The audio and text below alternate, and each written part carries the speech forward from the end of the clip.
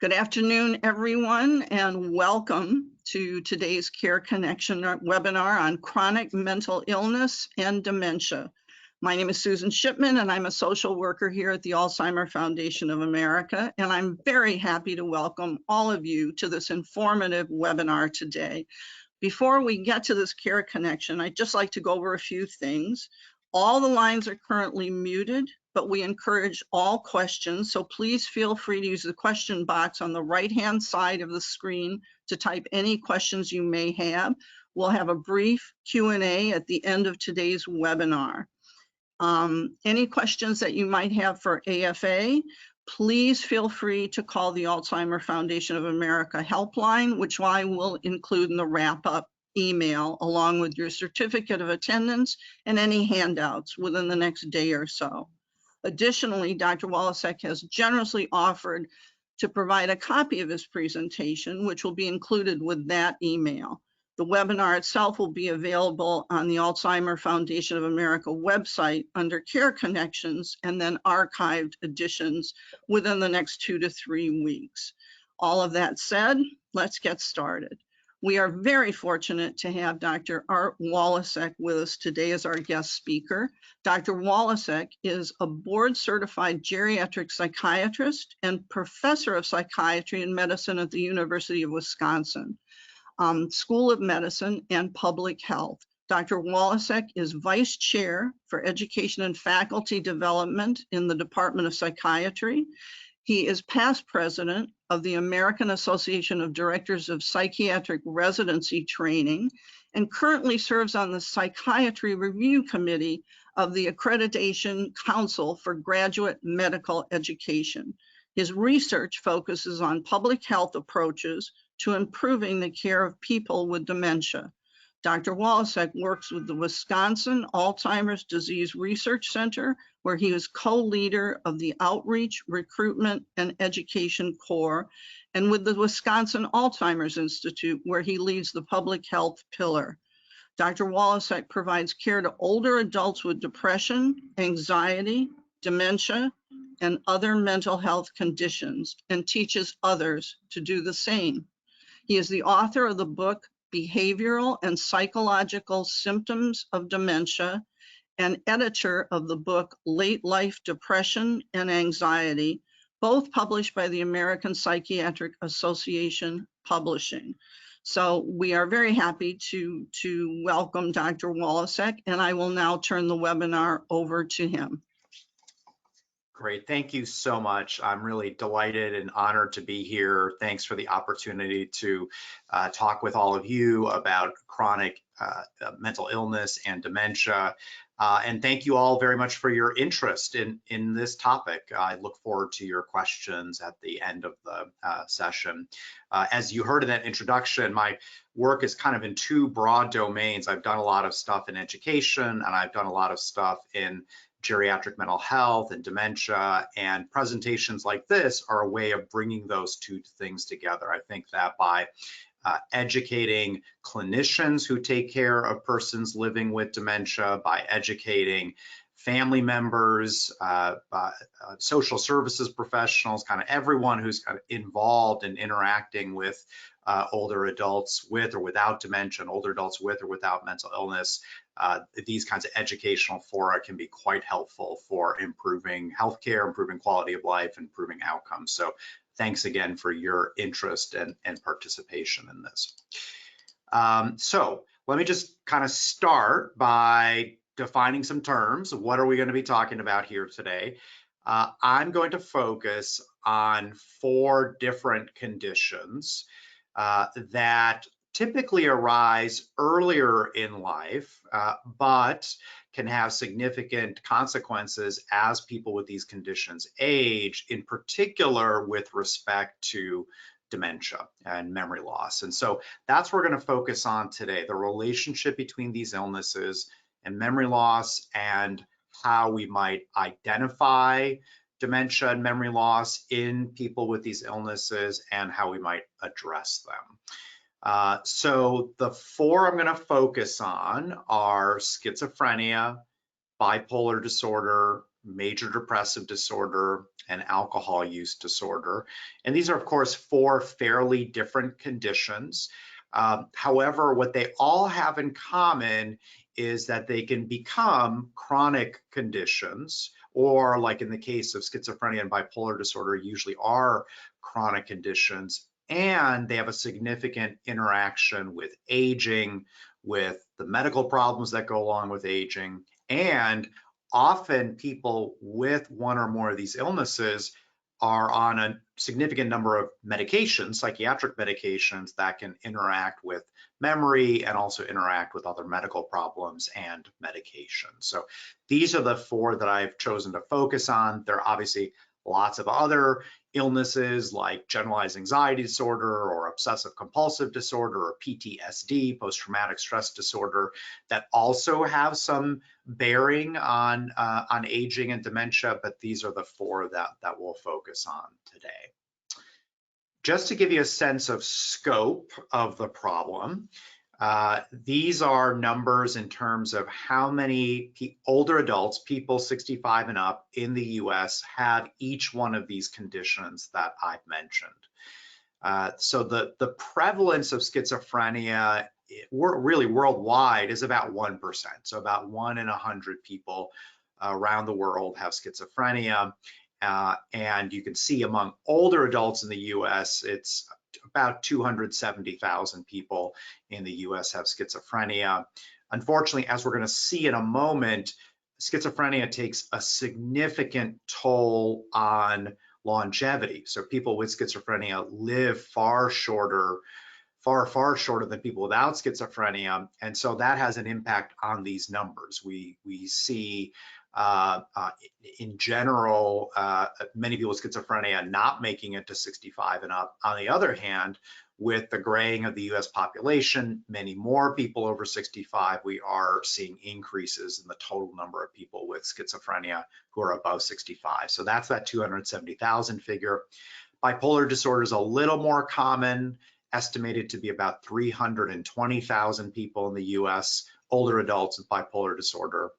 Now, both major depression and alcohol use disorder are significantly more common, so about 4 times more common than schizophrenia and bipolar disorder.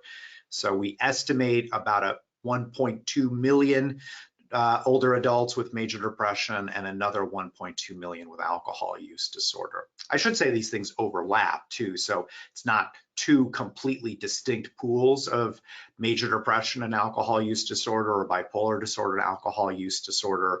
A lot of mental health conditions have comorbid with them substance use disorders, and the most common of those, well, actually probably the most common is tobacco use disorder, and then after that, alcohol use disorder. So this is just to give you some sense of how common is this situation that we're going to be talking about today. I'm going to spend the next few minutes just going into a little bit of detail on each of these conditions. This may be a review for some folks, it may be new information for others, but just to make sure that we are all on the same page about what in fact we're talking about. And so I'm going to start with schizophrenia. So schizophrenia has a variety of different clinical presentations. We think of 3 major types of symptoms or experiences that people have. So we refer to one set of symptoms as positive symptoms. So those are things like hallucinations, seeing or hearing things that aren't there, and delusions, having beliefs that are false and are not changeable by presenting evidence to the contrary. So hallucinations and delusions are the positive symptoms. They're called positive because those are things that are there that ought not to be there. There are negative symptoms. So negative symptoms actually often have a much greater impact on quality of life than positive symptoms. So negative symptoms are things like having difficulty with completing thoughts, or getting the right words out, or having the interest and motivation to get stuff done. So that, of course, can have significant impacts on people's relationships, on their ability to work, to go to school, and so on. The third cluster of symptoms, which is really most germane to what we're talking about today, are cognitive symptoms. And I illustrate that in the graph on the right. So if you just sort of pretend that there's like a global measure of cognition, there really isn't, because cognition is a bunch of stuff. It's memory, it's language skills, it's decision making, it's impulse control, it's a whole lot of different things.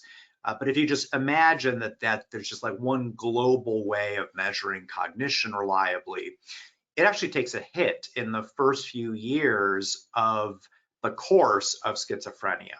So often a person with schizophrenia will have something called a prodrome, where they don't have the full-on symptoms of schizophrenia, but they're starting to show some evidence of that. And what's happening during the prodrome is many of those folks are losing their cognitive abilities. There's some older literature using IQ scales, which are not super valid and reliable, but that older literature shows that there's about a 10-point IQ drop on average in people with schizophrenia during this prodrome and their first episode of schizophrenia. So you take a cognitive hit, it kind of plateaus, but then you start having aging related changes on the other end, in the 65 and up category. And the problem is, if you took that hit in your teens and 20s when you first developed schizophrenia, then that doesn't leave you as much room to go down later on when you start to develop aging related memory changes. And we'll talk more in a little bit about why people with schizophrenia and other types of severe mental illness develop dementia more frequently than people without severe mental illness. But that's one of the issues in particular for schizophrenia, that you take this hit earlier on in life, and then it sticks with you, and then it gives you less cognitive reserve for the future. Virtually everyone with schizophrenia has functional impairment, work, relationships, school, and often very severe functional impairment. The course varies, so some people can recover pretty well, others will go on to, unfortunately, a pretty severe lifelong illness. And there's a lot of comorbid substance use, especially tobacco. So about 90 to 95% of people with schizophrenia smoke tobacco, often smoke incredibly high amounts of tobacco. And that's relevant because, of course, smoking is bad, and it's bad in terms of cardiovascular disease, cerebrovascular disease, things that are going to increase the risk of dementia. Now, we don't see, so most schizophrenia arises earlier in life. We define late onset as greater than 40, and very late onset is pretty rare. That's greater than 60. So usually, once folks become older adults, they have had schizophrenia for 30, 40, maybe even 50 years. So pretty long course of the illness and all the associated problems with the illness. And of course, unfortunately, we don't know the direct cause of schizophrenia, although plenty of theories out there. Okay, I mentioned earlier, schizophrenia is not good for one's health and life expectancy. So on the left, those two bars are the years of life lost due to schizophrenia. So for men, this is in the US, for men in the US, on average, their life expectancy, if they have schizophrenia, is 16 years less than if they don't have schizophrenia. And for women, it's almost 14 years less. And you can see how much lower the life expectancy is, 60 for men, 67 for women.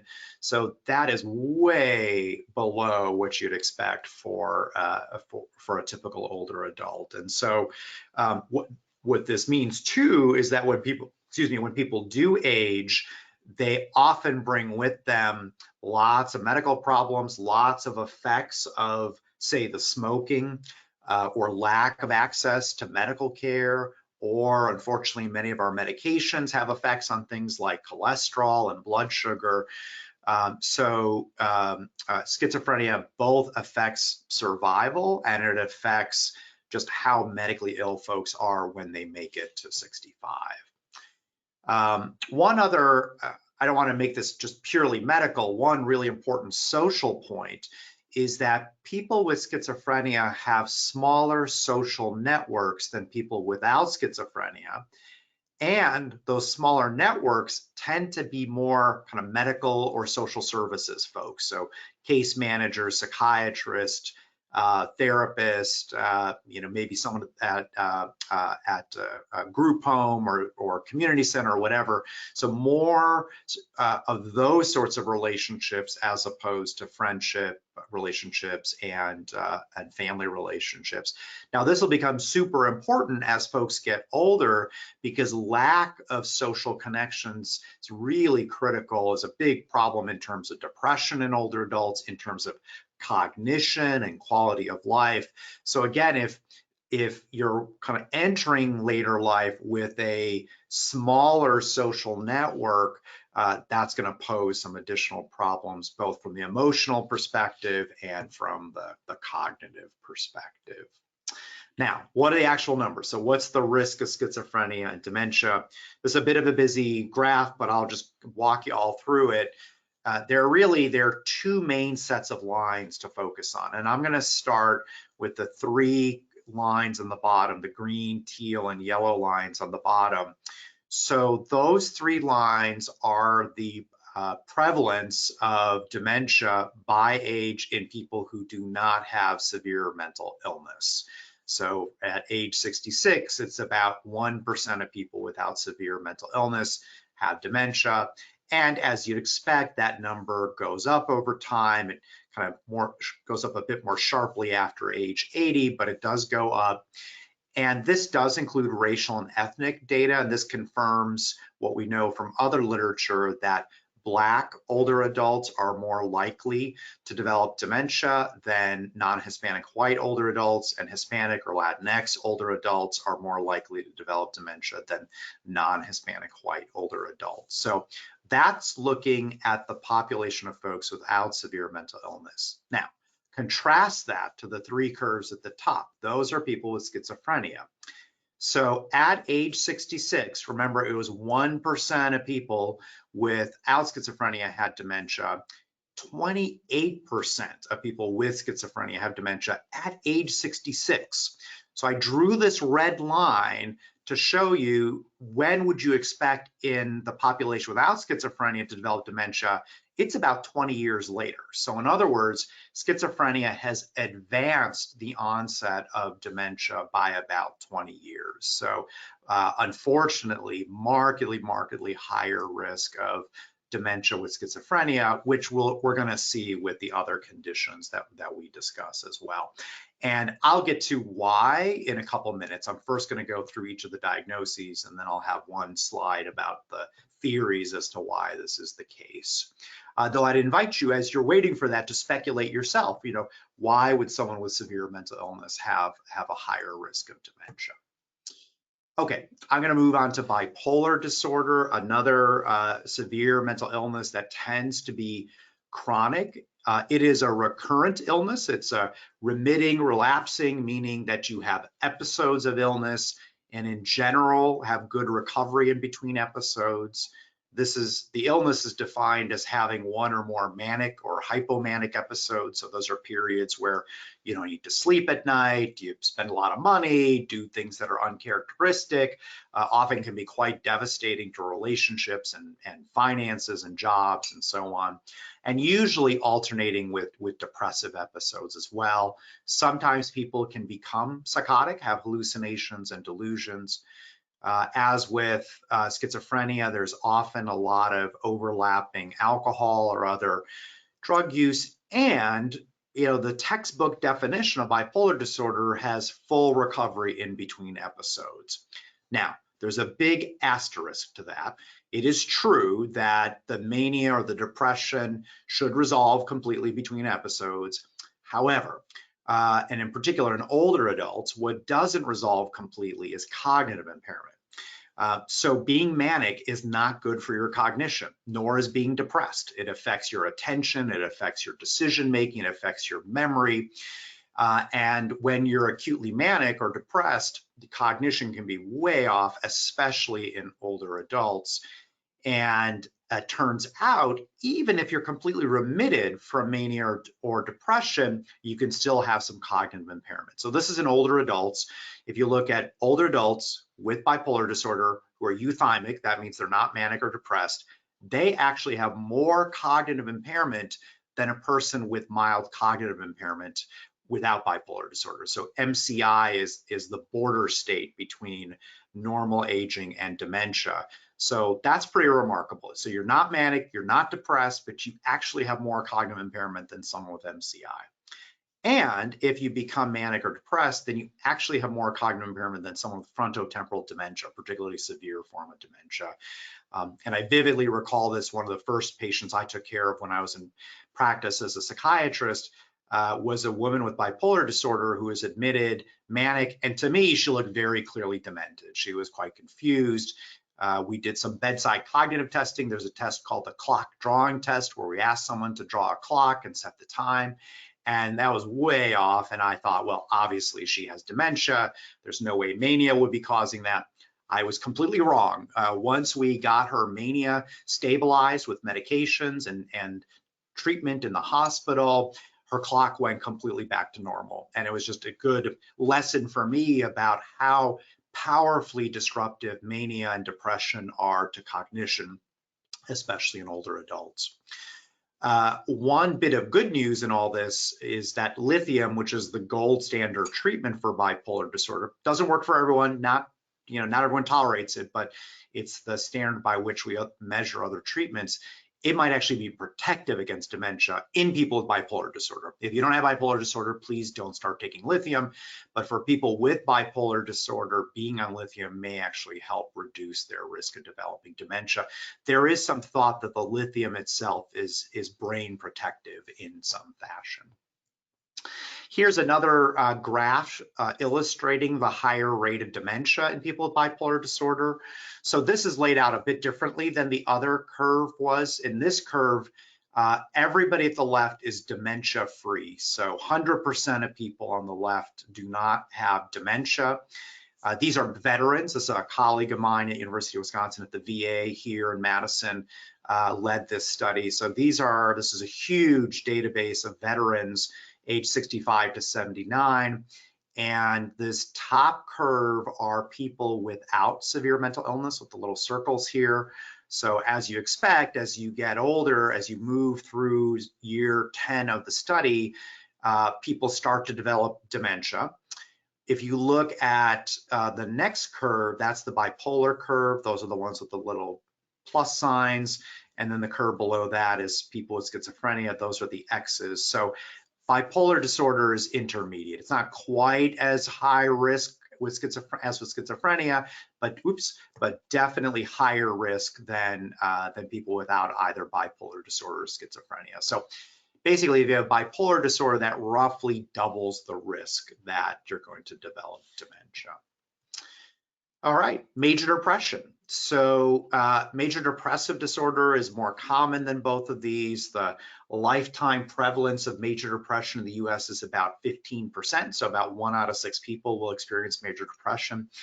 And about half of people who develop one major depressive episode will go on to have a recurrent illness over time. And so the classic presentation is low mood, lack of interest, perhaps some suicidal thinking, feeling worthless, hopeless, helpless, and having lots of physical changes like changes in energy, appetite, and sleep.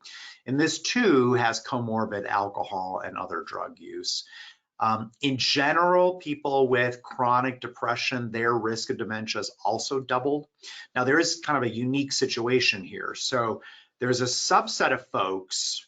I mentioned earlier that most of these conditions arise in early life. There is an exception. So there's a subset of folks with major depression who have their first major depressive episode after age 65. And those folks are probably different than the folks who have had recurrent depression throughout their lives. Half of the people who have their first episode of depression after 65 will have dementia within 5 years. And so in that case, the depression is probably more of a prodrome, an early signal that something's going awry. And it's typically vascular dementia that arises, although it can be Alzheimer's disease that arises as well. So another psychiatric illness that has a relationship with dementia. Okay, so this gets to the why. So hopefully you've been generating some ideas as we've been talking as to why people with schizophrenia or bipolar disorder or major depressive disorder have a higher risk of dementia. So a big one is, I've mentioned repeatedly, the comorbidities, tobacco, alcohol, so especially tobacco. We're getting to alcohol in a minute. Alcohol is a little bit of a complicated story with respect to cognition, but drinking heavily is not good for your cognition. That part is pretty clear. People with schizophrenia, bipolar disorder, major depression are all more likely to have diabetes and heart disease and obesity and hypertension than people without those conditions. So those conditions may increase the risk of dementia. A lot of folks with severe mental illness have low physical activity, poor access to healthy foods, so behavioral risk factors for the development of dementia. They may have risky behaviors that might lead to, say, traumatic brain injury, which in turn would increase the risk of dementia. Unfortunately, we have a very, very severe crisis, and have had for really decades now, in terms of access to good quality medical and psychiatric care for people with severe mental illness. And so not getting good medical care, it puts you at risk of dementia. The variety of social determinants of health, and by that I mean things like poverty, what neighborhood you live in, do you have access to resources in your community, do you live in an urban area with high rates of pollution, et cetera, et cetera. So folks with severe mental illness tend to do worse on those kinds of measures. I should say also socioeconomic status, educational level. So all those then in turn contribute to risk of dementia. There's some theory that some of these conditions might be associated with brain inflammation, and that might lead to increased risk of dementia. That part's not so clear. A lot of severe psychiatric conditions result in something called decreased brain plasticity. What that means is that our brains are constantly reshaping themselves. If you remember anything from this talk, it's because you have reshaped your brain. Your neurons are reconnected in a different way so that you can remember this information. And severe mental illness affects that. So we know that certainly with depression, but it's probably true for schizophrenia and bipolar disorder as well, that the brain is just not as plastic. It's not as malleable anymore. And so that might increase the risk of dementia. There might be some genetic risks. And then I also mentioned the cognitive reserve theory with schizophrenia, which is probably true with bipolar disorder to some extent too. Okay, alcohol. So this is a little more of a complicated story. I think the bottom line messages for alcohol are going to be that in general, alcohol is not good for brain cells, and that's especially true in older adults. The NIAAA, which is going to be renamed soon, recommends no more than 7 drinks a week, no more than 3 drinks in a setting. I think actually that's quite high, and in fact, one definition of at-risk alcohol use is having 2 or more drinks in a day. So I typically will recommend to my patients no more than a drink a day. And if they have cognitive impairment or falls or are on psychiatric medications or have high blood pressure or high cholesterol, really the best bet with respect to health and memory would be to abstain from drinking.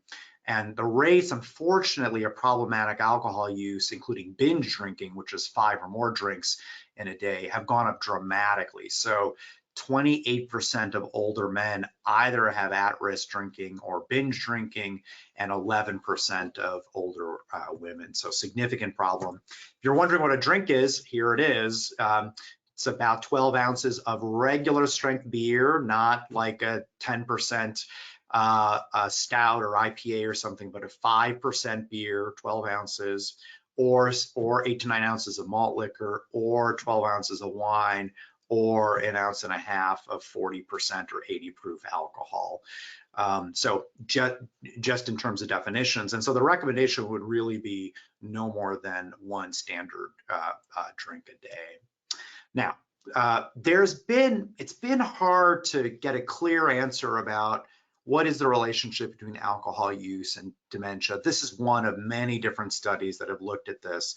And basically what this study does is it looks at, based on the number of drinks you have per week, what is the risk that you'll develop dementia? And what's interesting is that actually complete abstinence from alcohol seems to have some increased risk. I'm not, I wouldn't start drinking based on this. I think there's probably some confounding factors here that explain why a group of folks who don't drink might be at higher risk of dementia.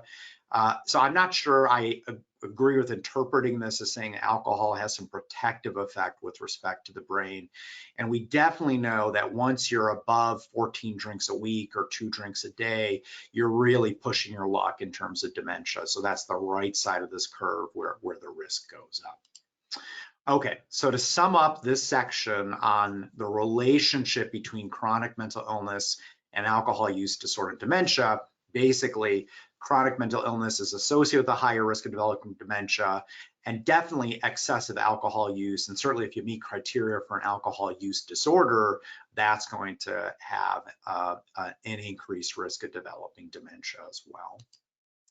Okay, now, so say you've got someone with chronic mental illness who has aged, and you're wondering, could I or could my loved one or the person I'm caring for, could they have dementia? So here are some of the warning signs. This list actually really isn't all that different from the typical like warning signs for dementia or dementia due to Alzheimer's disease. So difficulty remembering new information or recent events, repetitive conversation, word finding difficulties.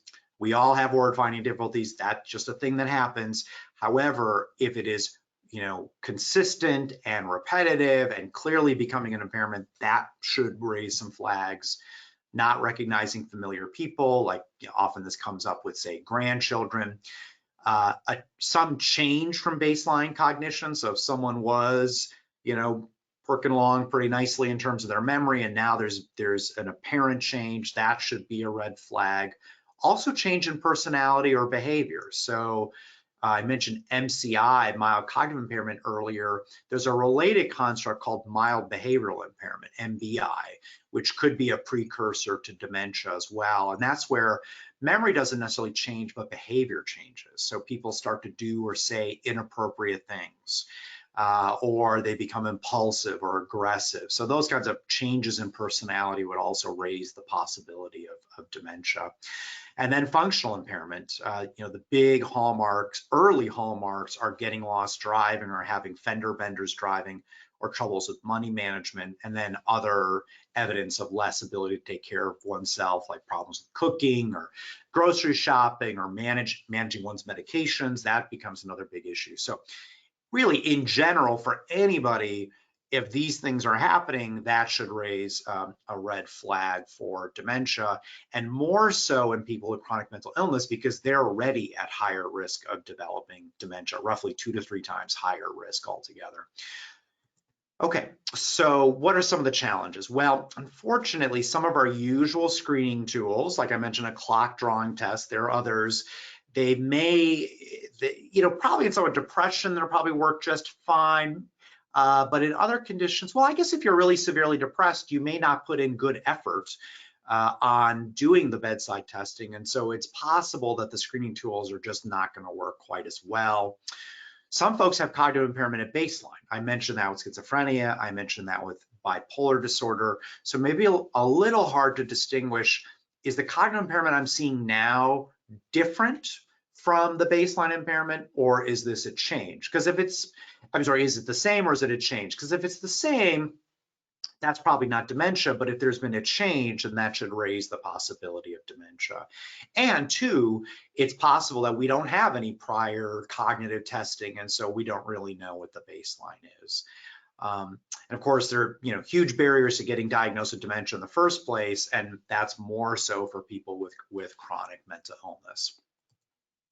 So if we do suspect cognitive impairment, what does the evaluation involve? Again, this is not going to be super different than in someone who doesn't have chronic mental illness, but we would typically do a good physical exam. That's to look for things like signs of a stroke or signs of Parkinson's disease, especially focusing on things like walking and balance. We'll do some bedside cognitive testing. I mentioned just a moment ago that they may not be quite as reliable, but we'll still do them. And there are tests out there like the SLUMS, which is the St. Louis University Memory Screen, or the MOCA, the Montreal Cognitive Assessment. There are a bunch of others out there. We'll typically do lab tests to try to rule out metabolic or thyroid problems or vitamin problems. So looking at kidney function, looking at electrolytes like sodium. We'll typically do some sort of brain imaging. So that could be a CAT scan or an MRI. That's to look for stroke. That's to look for shrinkage in particular parts of the brain. And then finally, some other things we might consider doing is evaluating for sleep apnea. So lots of older adults have sleep apnea. Age is the #1 most powerful risk factor for developing sleep apnea, which is a condition where at night your airway closes, so you have to wake up a little bit, then your airway opens up, and then your airway closes again, and then you've got to wake up again, and so you don't get restful sleep. And sleep is critical for memory. It's really essential. We don't fully understand why we sleep, but it really seems like helping consolidate memories formed over the course of the day is an important function of sleep. So if you're not sleeping well, then that's certainly going to have an effect on cognition, not to mention mood. And so I refer many of my patients for a sleep study to see if they might have sleep apnea or not. And then in some cases, we may do more in-depth testing called neuropsychological testing, though that isn't necessary most of the time. I will say it could be useful in someone with chronic mental illness because the presentations can be a little more complicated and there might be some baseline impairments. So it's possible that neuropsychological testing, which is more in-depth, it's like, you know, an hour to 2 hours of more in-depth memory testing, whereas the usual bedside testing is more like 5 to 7 minutes.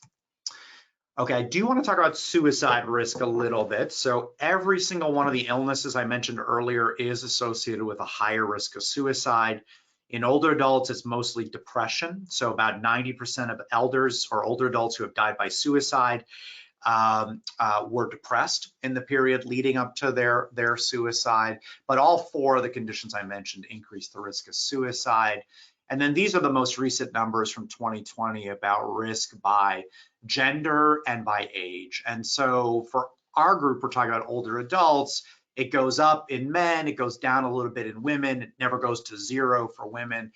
But this is an important issue, especially with respect to getting a diagnosis of dementia. So there was actually just a paper out in the last couple of weeks that looked at this. There is some older literature, a study from about 10 years ago that found that roughly in about the first 6 months after the diagnosis of dementia, the risk of suicide goes up. And presumably that's because someone's gotten some bad news and they decide that they'd like to end their life.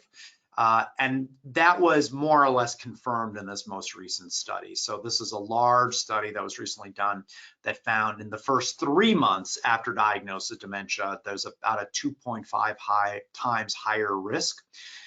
It is also higher in people who have had psychiatric illness, so that's relevant to our discussion today. And here's the list of disorders that they found to be associated with a higher risk of suicide in people with dementia. So all the illnesses we've talked about today, plus OCD, personality disorders, eating disorders, sleep disorders, and anxiety disorders. And if it was an early onset, but so before 65, that's also associated with a higher risk. And these risks are additive. If you have more of these, then that's even more risk. So this is really critically important. So when really anybody is diagnosed with dementia, we'd really want to be vigilant, listening for any statements of despair, I don't want to go on living anymore, et cetera. And especially true if it's early onset, or if they already have a psychiatric history or a current psychiatric illness. So we want to get those folks help. That's an emergency. We've got the new 988 line that folks can dial now in that case, because this is actually something we can address. With appropriate immediate psychiatric care, we can reduce the risk of suicide.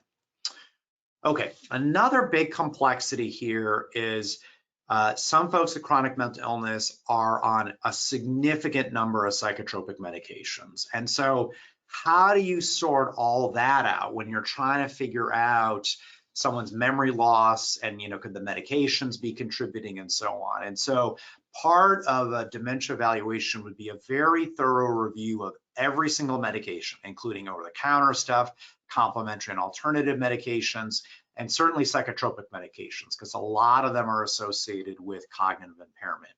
So specifically antipsychotics, there's some worrisome literature in younger people with schizophrenia that you may actually get more brain shrinkage if you're on an antipsychotic. That's atrophy is shrinkage. It's unclear if ultimately that translates into an increased risk of dementia, but that is worrisome. Antipsychotics can increase the risk of diabetes and high cholesterol, and those in turn are associated with a higher risk of dementia. And then there are other movement side effects called extrapyramidal symptoms and tardive dyskinesia. Benzodiazepines, those are medications like alprazolam and lorazepam and diazepam. There's some conflicting evidence here. There's some studies that suggest like midlife use of these medications may later increase the risk of dementia, even if you're not using them anymore. I'm not sure that's accurate, but if you're using them right now and there's cognitive impairment, that's definitely a problem. Because benzodiazepines do cause cognitive impairment. Now, these are not things we want to stop suddenly. We have to do that, very careful reduction, especially if someone's been on medications for a long time, but certainly a concern. Anticholinergic medications, I'll get into that in a little bit greater detail in a slide, a couple slides from now. Acetylcholine is a hormone in the brain that is really important for memory and attention. And anticholinergic medication is something that blocks acetylcholine. And anticholinergic medications are all over the place. If you take diphenhydramine for allergies or sleep, that's an anticholinergic medication. A lot of psychiatric medications have anticholinergic side effects. If you take a medication for your bladder, odds are it's got anticholinergic side effects. So it's all over the place. Lots of older adults, in fact, probably, most older adults who take medications are on one or more anticholinergic medications. I'll talk more about that in a minute. And then there's a specific drug for bipolar disorder called valproate, which seems to increase the risk of dementia. There is something called the Beers list. The American Geriatric Society puts out a list of potentially inappropriate medications for older adults. That's great, except almost every single psychiatric medication is on that list. And so it's not super helpful in terms of sorting out what's good and what's not good. Some of the worst offenders in terms of aging-related issues, cognition, falls, and so on, are tricyclic antidepressants. Those are the older antidepressants like amitriptyline and nortriptyline. A particular antidepressant called paroxetine or Paxil because it's anticholinergic. And I've already mentioned antipsychotics and benzodiazepines.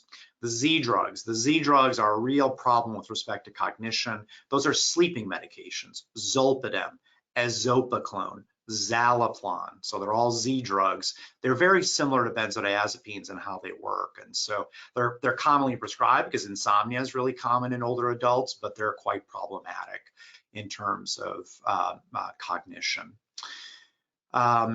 So anyway, so the Beers list is something that can guide a clinician about which medications to try to address.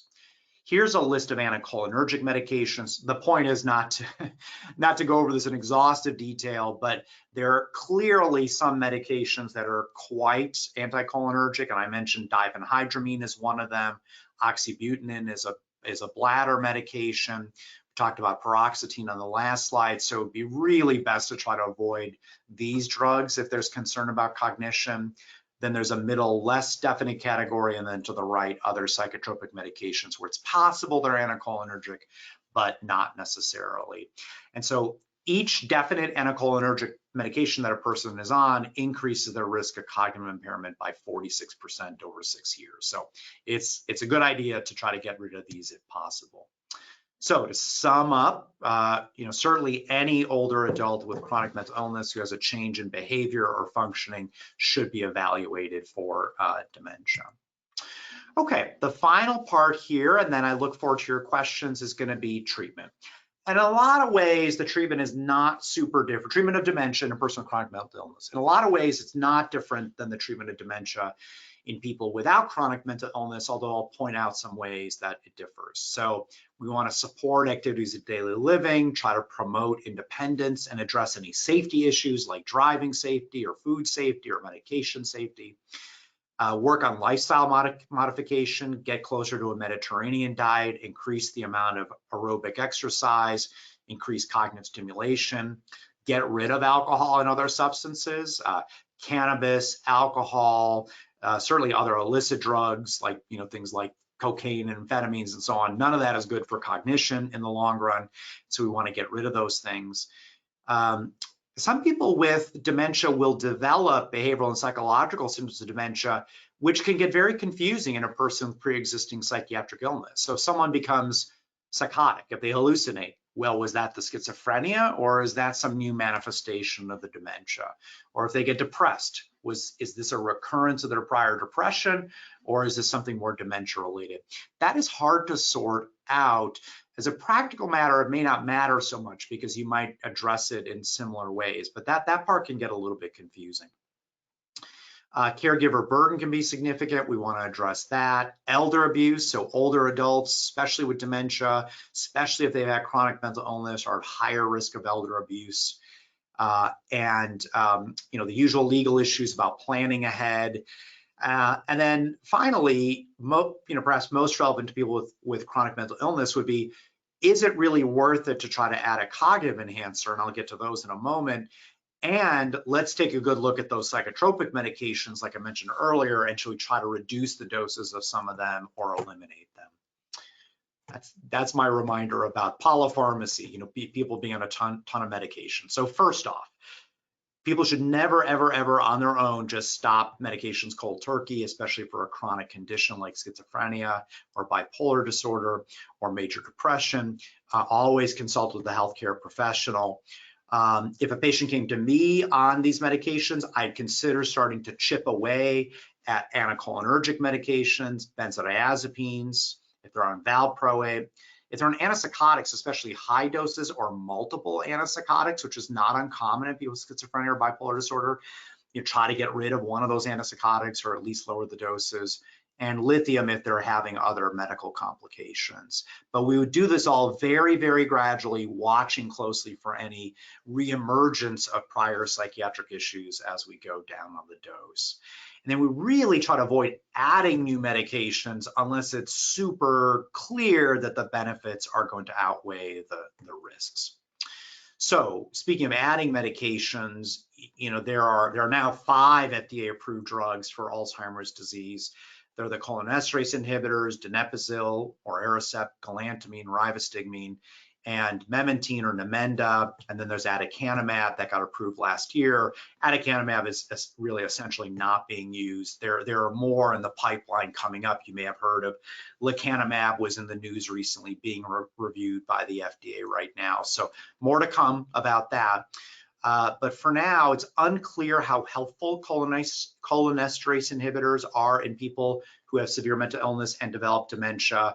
There's some evidence that memantine might be helpful in people with schizophrenia who develop dementia. So, I think these are reasonable drugs to consider in general. I think if someone's already got a lot of polypharmacy, tolerability problems with medications, it may not be a great idea to add yet another medication, especially since the benefits of these meds are not huge. They can provide a little bit of delay of cognitive decline. So you really have to carefully weigh the risks and benefits. Psychotherapy, so it's not just all meds. Psychotherapy is an effective treatment for depression, for bipolar disorder. There's a type of therapy for schizophrenia called cognitive behavioral therapy of psychosis. So psychotherapy works. It works in older adults, just the same as in younger adults. What's tricky is once you develop cognitive impairment, psychotherapy gets more complicated because psychotherapy is about learning. It's about learning stuff about yourself, learning new ways of coping, learning new strategies, learning new ways of interacting. And learning is harder when you develop dementia. You can still learn, but it just takes longer. It takes more trials to learn something new. And so psychotherapy may need to be modified. There are other approaches, including integrated and collaborative care and primary care. There are peer support models. And then there's technology. So there's very, very little good in the pandemic, but one tiny bit of good news from the pandemic is our rapid adoption of telemedical, telemental health services. And so there are lots of technological models out there for helping older adults with chronic mental illness and cognitive impairment. Just in the interest of time, I'm gonna close with this, reducing stigma. I have more material here around trauma-informed care, care of LGBTQ older adults, care of racial and ethnic minority older adults, all critically important topics. And you'll get that in the PDF of my slides afterward, and certainly feel free to email me. I'll show my email at the end of this if you've got questions about that. But I do want to I'll close here. I want to say a word about stigma. We're surrounded, unfortunately, by stigma about mental illness and plenty of stigma about age and ageism. And you combine those two, that is a really toxic combination. In fact, I have hanging on my wall a little saying that I read recently that I find really interesting. It is often ageism that makes being old difficult, not the aging process itself. And I think that's true. And I think similarly, stigma about mental illness is a major factor what makes it so difficult to have mental illness in the US. It's not the illness itself, it's how other people treat folks with mental illness. So language is important. So we don't say schizophrenic, we say person with schizophrenia. We don't say alcoholic, we say person with alcohol use disorder. Person living with dementia is kind of the current accepted terminology there. And then another big issue that arises, especially in people with psychiatric histories, is, say they have a new behavior, they'll be stigmatized as, oh, they're just being manipulative, or that's, they've got a psych history, they're just a psych patient. And I see this all the time in medical and other contexts. And so we really, really, really try to avoid that as much as possible and try to be much more person-centered. When a person has a certain behavior or symptom or whatever, they're trying to communicate something to us, and it's on us to try to help sort that out. There's lots of great resources online for further discussion about stigma, but I do want to highlight it because there's so much stigma about ageism and there's so much stigma about mental illness, and you combine the two, and it's really, really an unpleasant blend. Okay, I'm going to skip ahead to the Q&A. So thank you so much for attending and for your attention, and I look forward to your questions about the interaction between mental illness and dementia. Thank you very much, Dr. Walasek. There are questions coming in. We will not have time for all of them. We had so much good information, and I'm glad you kept going to the point you did, because it's been very informative and helpful. And just to let you all know again that the presentation will be sent to you in the next day or two. And also that Dr. Walasek, who's showing his email address now, and I will also send it to you in the email, has offered to answer individual questions if your question is not addressed in the next few minutes. So one of the questions that we have is, how would you explain to people that dementia is not the same as mental illness? What a terrific question. Thank you. So I think I would explain that dementia is a process that usually arises later on in life. It can look a lot like other types of mental illness because many people with dementia have depression, have anxiety, some have psychosis, including hallucinations and delusions. And as we've heard here, people with mental illness are at higher risk of developing dementia, but these are distinct conditions, and it's important to recognize them as such because we treat dementia, a fair amount differently than we treat, say, schizophrenia or bipolar disorder or depression. And again, many people have combinations of those, so then we have to address all those. But the treatment, the prognosis, and our understanding of why these things are arising, that's all different in dementia compared to major depression or bipolar disorder or some of the other conditions that we discussed. Okay. You mentioned medical conditions such as diabetes and heart disease contributing to future diagnoses of dementia. Should people with those conditions be screened for dementia more frequently than others? That's a great question.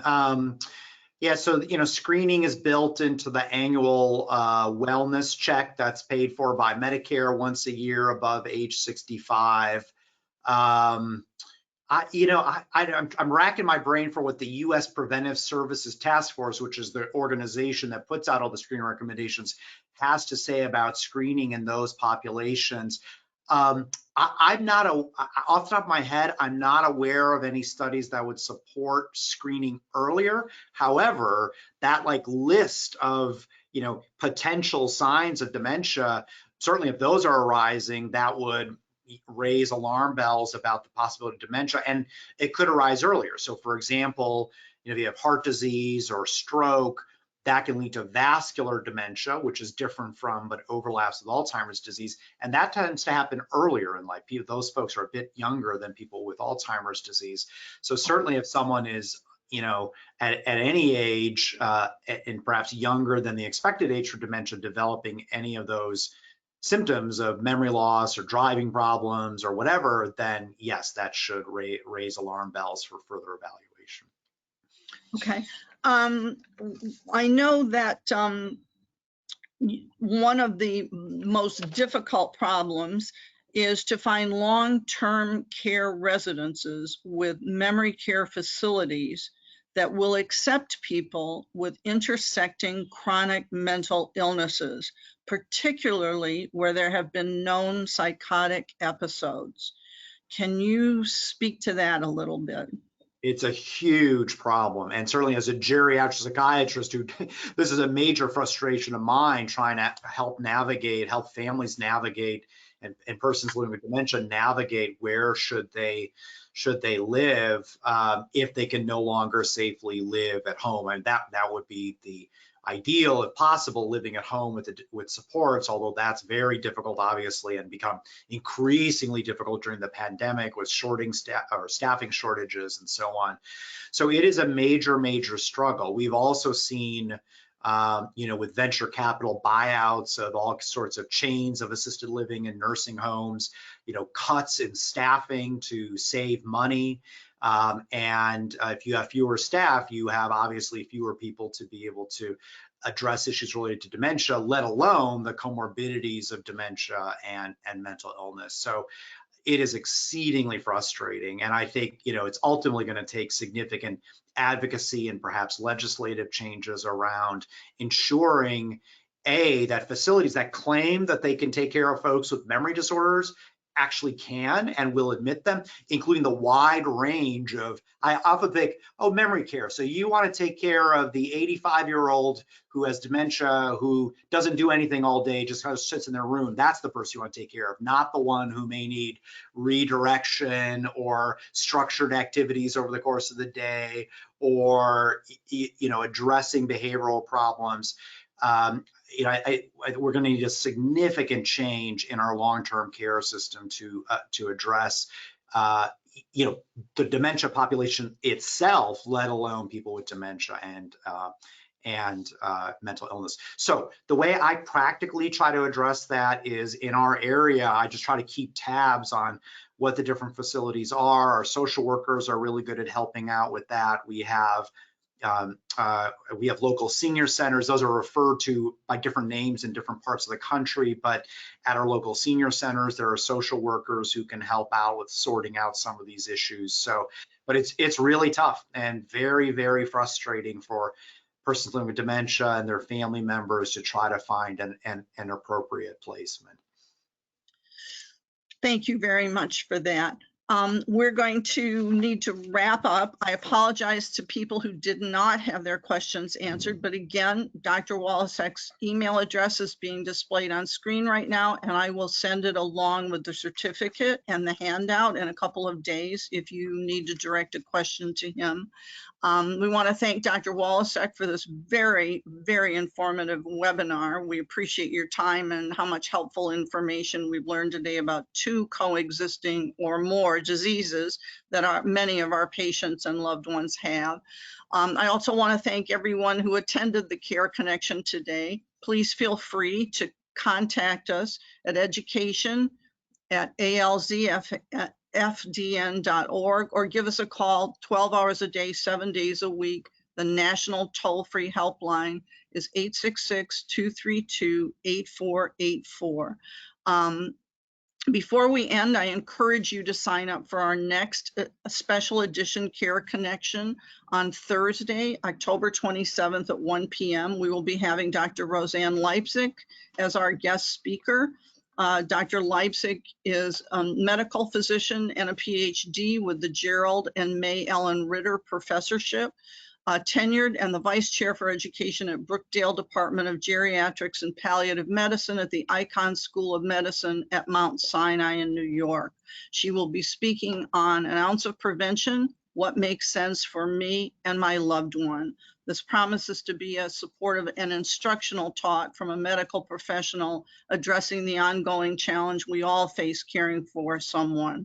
Hope to see you all next time. And thank you, everyone. We'll see you then. Bye for now. Thank you again, Dr. Wallace. Thank you.